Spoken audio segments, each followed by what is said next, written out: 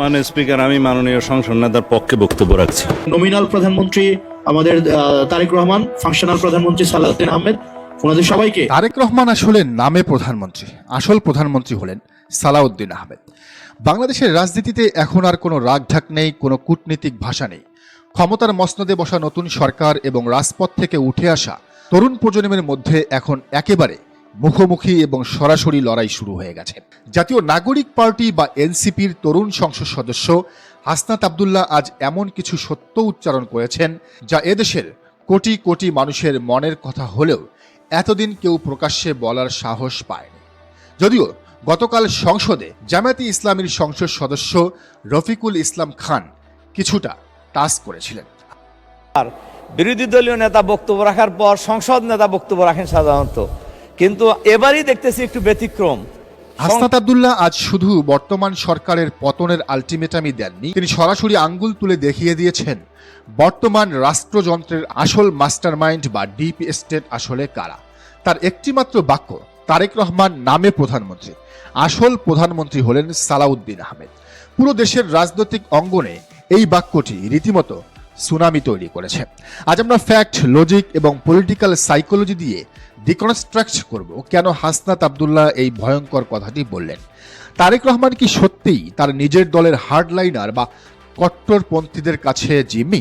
কেন বিচার বিভাগ এবং গুম প্রতিরোধ অধ্যাদেশ বাতিলে মরিয়া হয়ে উঠেছে বর্তমান সরকার, এবং কেন আরেকটি ২৪-এর গণ অভ্যুত্থানের সুস্পষ্ট পদধ্বনি শুনতে পাচ্ছে এদেশের তরুণ সমাজ? আজ সোমবার রাজধানীর কারওয়ান বাজারে বিডিবিএল ভবনে ভয়েস ফর রিফর্ম আয়োজিত একটি নাগরিক সংলাপে অংশ নিয়েছিলেন হাসনাত আব্দুল্লাহ। সংলাপের বিষয়বস্তু ছিল অত্যন্ত সময়োপযোগী এবং অ্যালার্মিং। বিচার বিভাগের স্বাধীনতা সংক্রান্ত অধ্যাদেশ বাতিল ও গুম প্রতিরোধ প্রতিকার অধ্যাদেশ স্থগিত, সুশাসন ও মানবাধিকারের অগ্রযাত্রার প্রতি হুমকি, এই শিরোনামে অনুষ্ঠানটি হয়েছিল। এই অনুষ্ঠানে বক্তব্য দিতে গিয়ে হাসনাত আব্দুল্লাহ রাষ্ট্রবিজ্ঞানের এমন একটি ধ্রুব সত্য উচ্চারণ করেছেন যা বর্তমান সরকারের নীতি নির্ধারকদের কানে সীসা ঢেলে দেওয়ার মতো। তিনি বলেছেন, ব্যক্তি পরিবর্তনের জন্য নয়, রাষ্ট্র কাঠামোর আমূল পরিবর্তনের জন্যই ২৪-এর গণ অভ্যুত্থান হয়েছে। যদি আগের সিস্টেম অক্ষুণ্ণ রাখা হয় তবে যে কোনো ব্যক্তি পরবর্তী সময়ে হাসিনা হয়ে উঠতে পারে।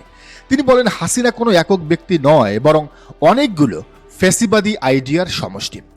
একটু ঠান্ডা মাথায় এই কথাটির গভীরতা চিন্তা করুন। আমরা গত ৫ আগস্ট শেখ হাসিনাকে দেশ থেকে তাড়িয়েছি ঠিকই, কিন্তু শেখ হাসিনা যে ভয়ঙ্কর সিস্টেমটা তৈরি করে গেছেন, যেখানে বিচার বিভাগ সরকারের পকেটে থাকে, মানবাধিকার কমিশন ঠুটো জগন্নাথ হয়ে থাকে, আর পুলিশ বাহিনী সরকারের পেটোয়া বাহিনী হিসেবে কাজ করে, সেই সিস্টেমটা কি আমরা ভাঙতে পেরেছি? উত্তর হলো না। আর বর্তমান বিএনপি সরকার ঠিক এই পুরনো ফেসিবাদী সিস্টেমটাকেই এখন নিজেদের স্বার্থে টিকিয়ে রাখতে চাইছে।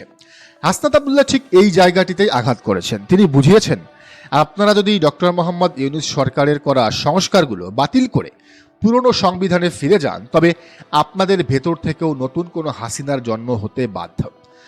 ডক্টর মোহাম্মদ ইউনূসের অন্তর্বর্তীকালীন সরকার অত্যন্ত যুগান্তকারী দুটি অধ্যাদেশ জারি করেছিলেন। একটি হলো বিচার বিভাগের পূর্ণাঙ্গ স্বাধীনতা, আর অন্যটি হলো গুম প্রতিরোধ ও প্রতিকার অধ্যাদেশ। কিন্তু বর্তমান সরকার ক্ষমতায় এসেই এই দুটি অধ্যাদেশকে টার্গেট করেছে। কেন? কারণ এই দুটি অধ্যাদেশ কার্যকর থাকলে তারা চাইলেই যাকে তাকে তুলে নিয়ে আয়না ঘরে ঢুকাতে পারবে না, চাইলেই বিরোধী দলের নেতাদের নামে গায়েবী মামলা দিয়ে হাইকোর্ট থেকে সাজা দিতে পারবে না।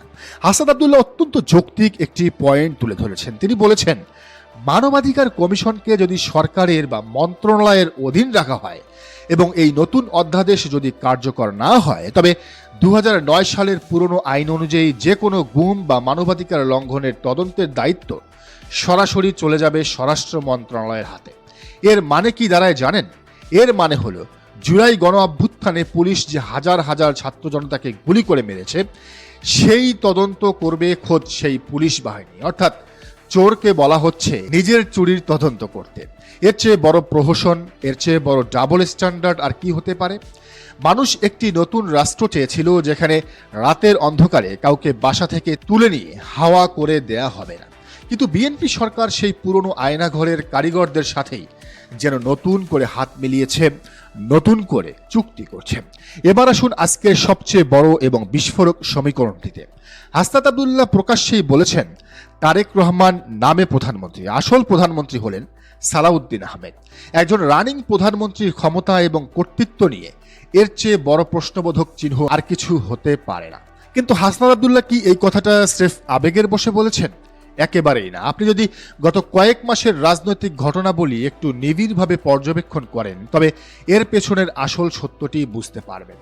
সংসদে যখনই জুলাই সনদ, গণভোট বা সংবিধান সংস্কারের প্রসঙ্গ উঠেছে তখনই সরকারের পক্ষ থেকে সবচেয়ে আগ্রাসী, সবচেয়ে দাম্ভিক এবং সবচেয়ে কঠোর অবস্থানটি কে নিয়েছেন?